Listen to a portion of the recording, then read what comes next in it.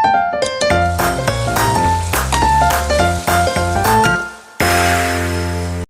Assalamualaikum warahmatullahi wabarakatuh. Waalaikumsalam warahmatullahi wabarakatuh. Perkenalkan, nama Ibu Adila Rahmadani. Di sini Ibu akan mengajarkan tentang sejarah kebudayaan Islam. Teman-teman tahu nggak kita akan belajar apa hari ini? Belum, Bu. Baik. Sebelumnya kita absen terlebih dahulu ya. Ya, Bu. Wami Samelia, Hadir, Bu. Novia, Hadir. Artika, hadir. Nurul Fadila, Hadir. baik, hadir semua ya. Apa kabar kalian semua? Alhamdulillah baik, Bu. Baik, alhamdulillah ya. Di sini Ibu sedang mengirimkan di grup ya materi hari ini. Kalian teman-teman buka pada bab terakhir tentang strategi dan substansi dakwah Khulafaur Rasyidin.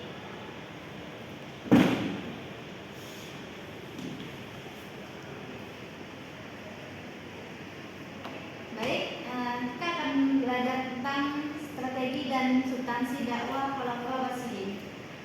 Teman-teman, tahu nggak apa Abu Bakar menjadi khalifah pada tahun selama beberapa tahun?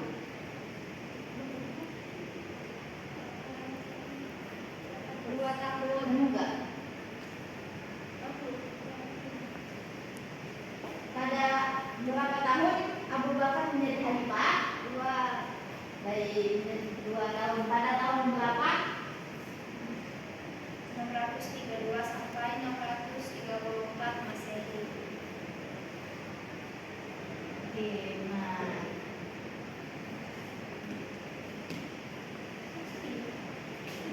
Di sini ada beberapa kebijakan dan strategi ketika Abu Bakar menjadi pemimpin di negara itu.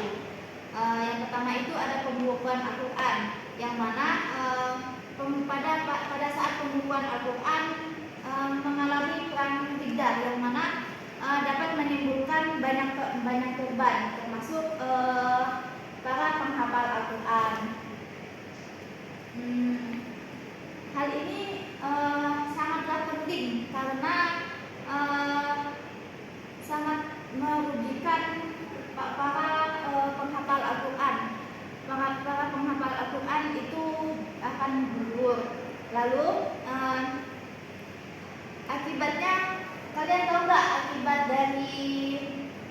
dari kerugian kebanyakan penghafal Al-Quran itu gugur? Apa? Beritahu. Akibatnya itu Al-Quran itu akan bisa hilang.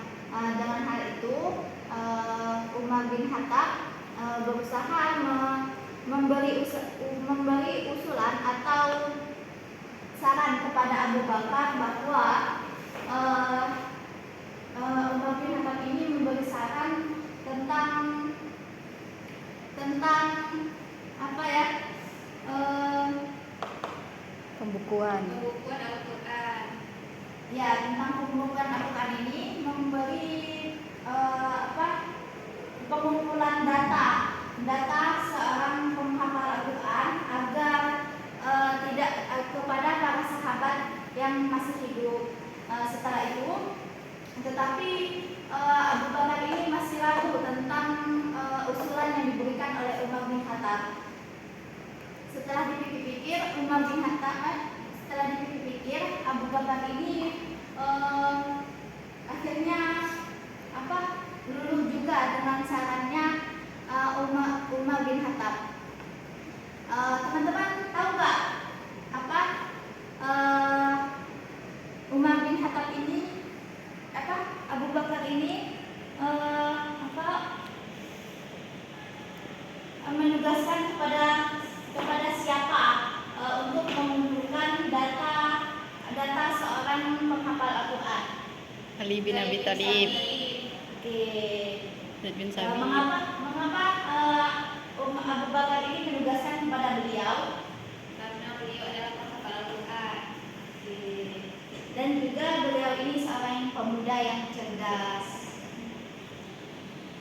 kedua itu ada perluasan wilayah baru, yang mana di situ terdapat beberapa empat orang yang ditugaskan oleh Abu Bakar para panglima perang. Yang pertama itu ada Yazid bin yang Abu pertama itu Sufyan. Yazid Bin Abu Sufyan. bin Abu Sufyan. Yang kedua Abu Ubaidah bin Jarrah.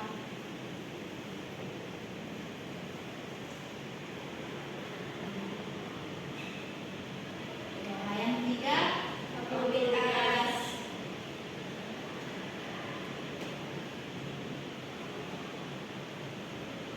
yang terakhir Saudah bin Hasan.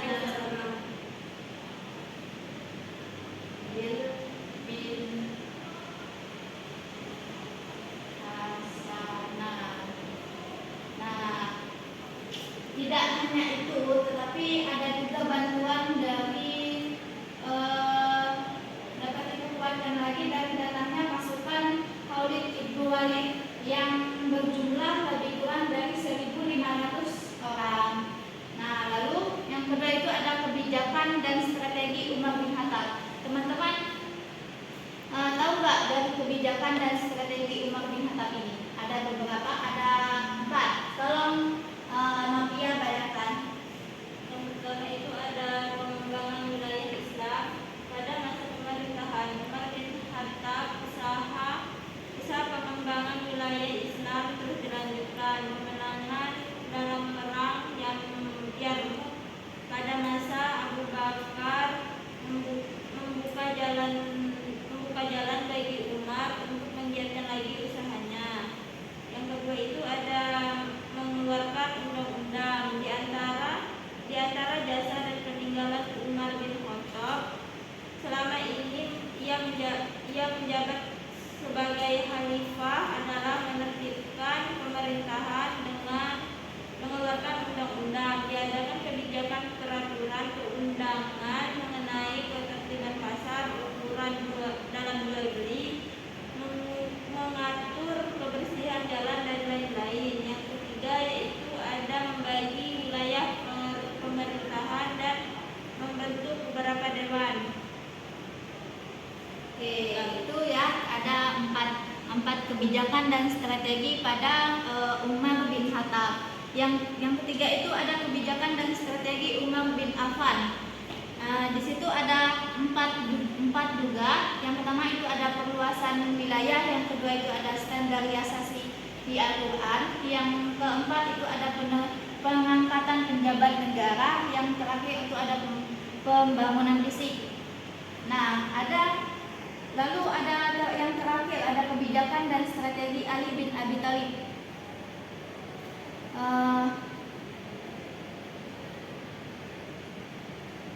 Itu juga ada 4, yang mana yang pertama itu ada penggantian penjabat lama dengan yang baru, penarikan kembali tanah hadiah, yang keempat itu ada menghadapi para pemberontak, yang terakhir itu yaitu ya ada 3. Ya salah maaf. Teman-teman tahu nggak wilayah mana yang ditaklukkan oleh Khalifah Umar bin Khattab pada masa pemerintahannya?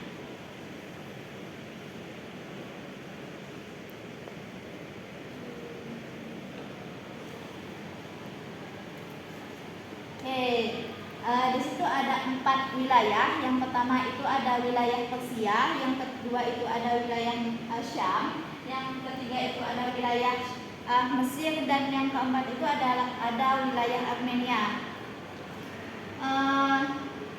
Di kebijakan dan strategi Utsman bin Affan ini terdapat yang tidak disukai oleh rakyat. Mengapa? Kalian teman-teman tahu nggak alasannya mengapa Utsman bin Affan ini kurang disukai oleh rakyatnya?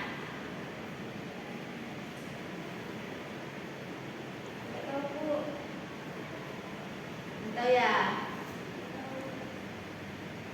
itu ada di halaman di kebijakannya itu ada enggak?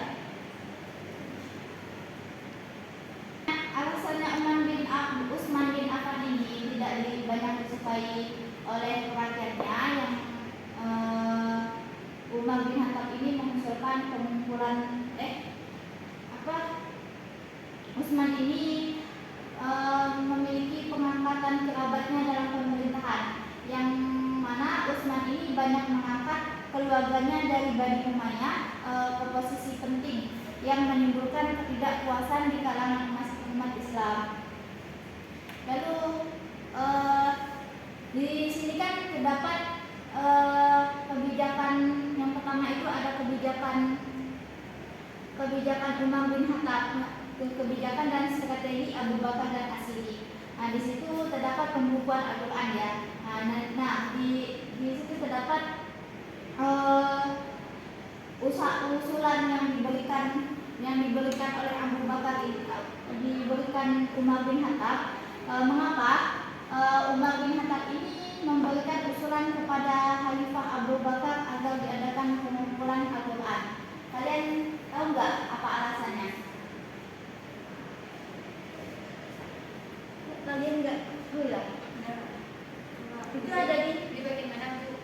Di bagian pembukuan Al-Quran kan Ibu sudah jelaskan tentang Umar bin Khattab memberi usulan kepada Abu Bakar tentang pengumpulan data itu.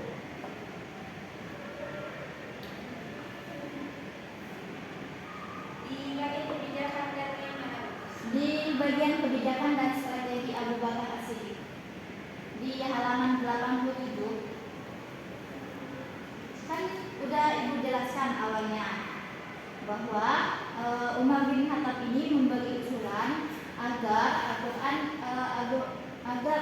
ini dapat diwariskan kepada penerus selanjutnya atau penerus generasi yang akan mendatang. Dengan itu hal ini sangat penting bagi keutuhan Al-Quran itu sendiri. Nah, apakah kalian sudah paham yang saya jelaskan? Apakah ada pertanyaan?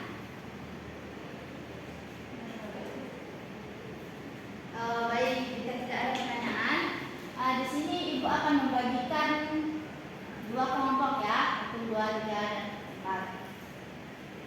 Di sini saya membagikan dua pertanyaan, setiap kelompok 2 pertanyaan. Lalu kalian tuliskan di kertas lembar, dipresentasikan di depan. Selanjutnya saya akan jelaskan setelah menjawab pertanyaan tersebut. Sama ini bentuknya masuk. Nah,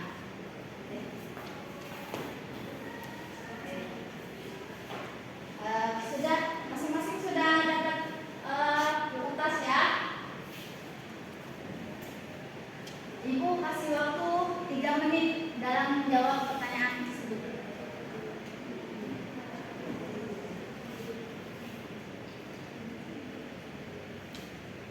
Teman-teman bisa searching di HP atau ada di materinya.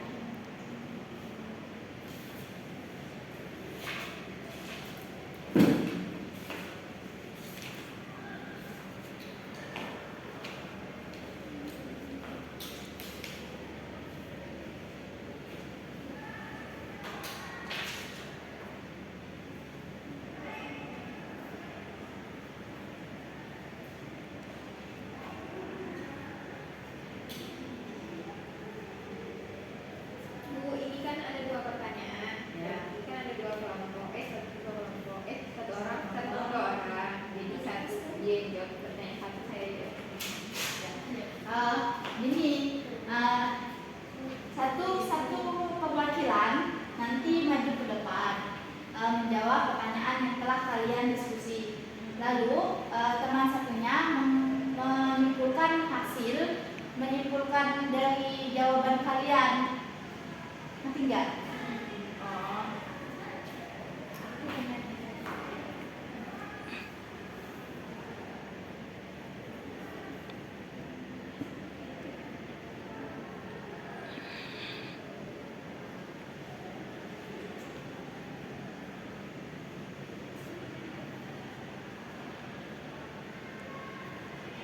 Jawabannya singkat saja ya, biar mempersingkat waktu.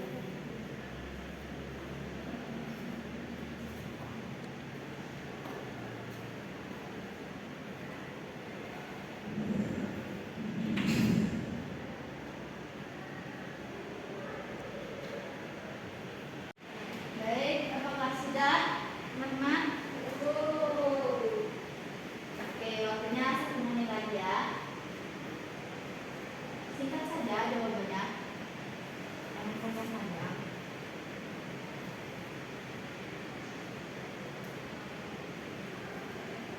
Setiap kelompok melakukan satu ya. Maju ke depan, lalu yang teman satunya mengumpulkan hasil yang dibacakan oleh teman. Nah,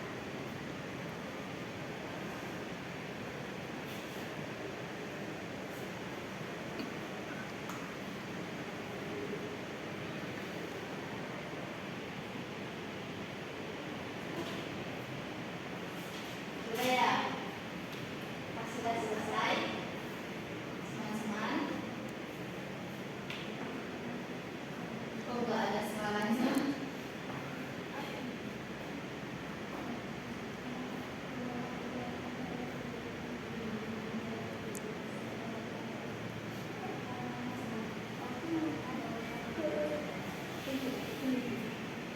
Baik, apakah sudah selesai semuanya?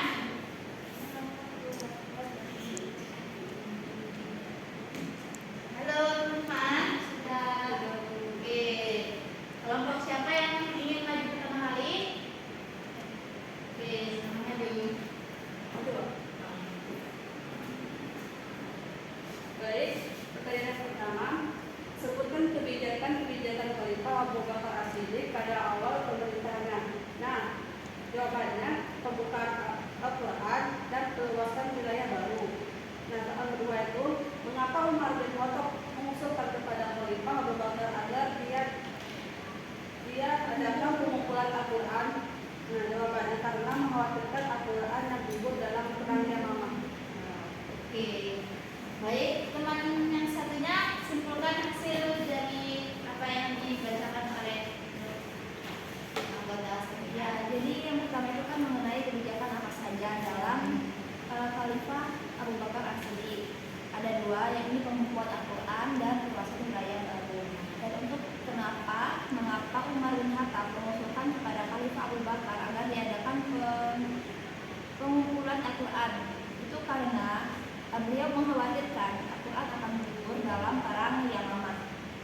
Baik, terima kasih. Lalu nomor kedua.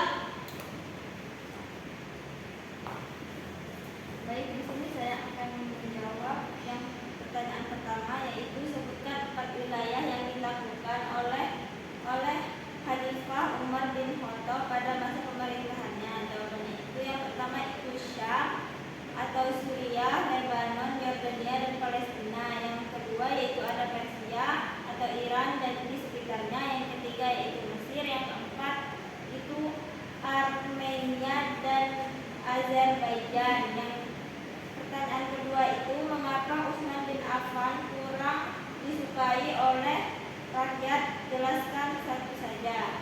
Karena kebijaksanaannya dalam mengangkat keluarga dalam kedudukan yang tinggi, tidak tegas terhadap kesalahan bawahan.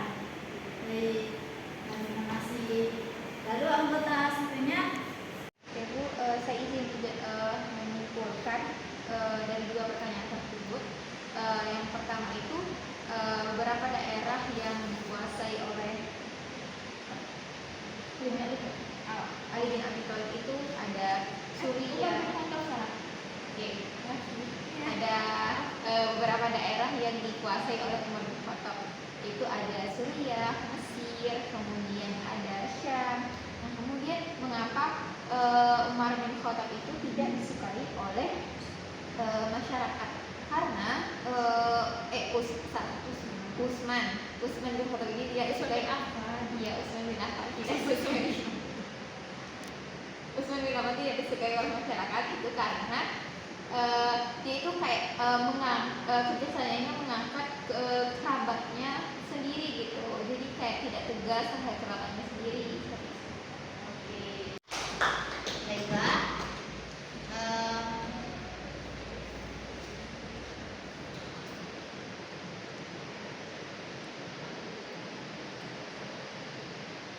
Oke, kebijakan Khalifah Abu Bakar As-Siddiq ini terdapat dua ya yang telah kalian paparkan di depan. Lalu alasan pembukuan Al-Quran ini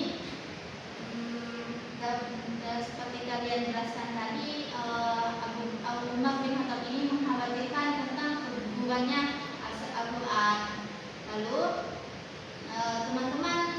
teman-teman ngerti nggak apa yang telah kita jelaskan tadi?